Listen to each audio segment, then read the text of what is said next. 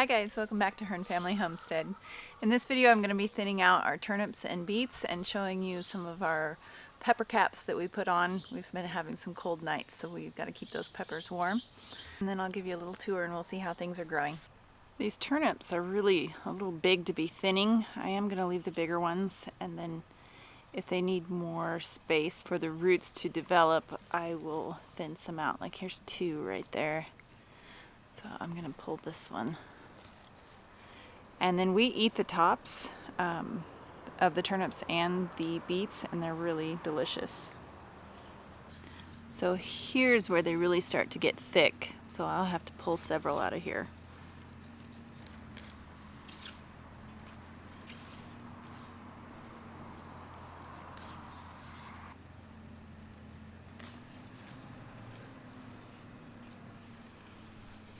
This is a little close, but I'm going to go ahead and let both of these guys grow since they both have some room and we're only doing a single row.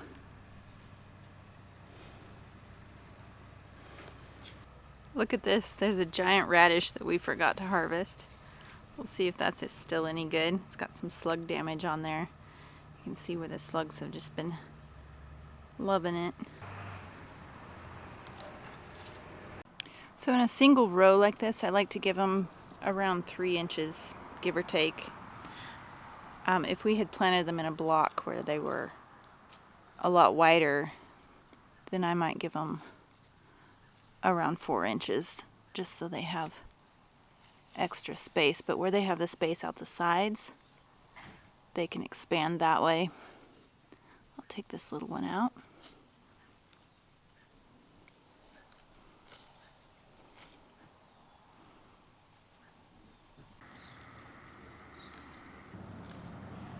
One nice thing about these wood chips is I haven't had to pull weeds hardly at all. These really just have plenty of room to spread out.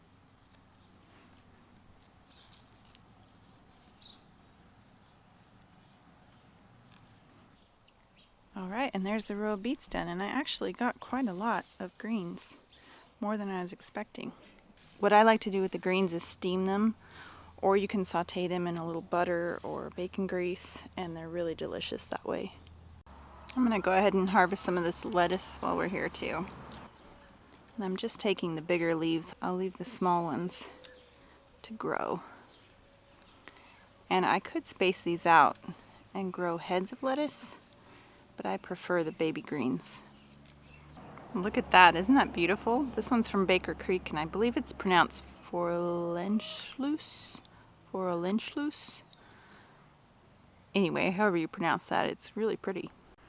And you can see our beans starting to come up. They're going to take the peas' place on this trellis, and right on the edges you can see they're starting to turn yellow, and that's because last week it was super hot. It got up to 100, and so I was putting a lot of water on the garden, and then this week it rained several times, and it's just been a downpour the last couple days. So they're getting a little bit waterlogged, but I'll just hold off on the water and hopefully they'll snap out of it real soon.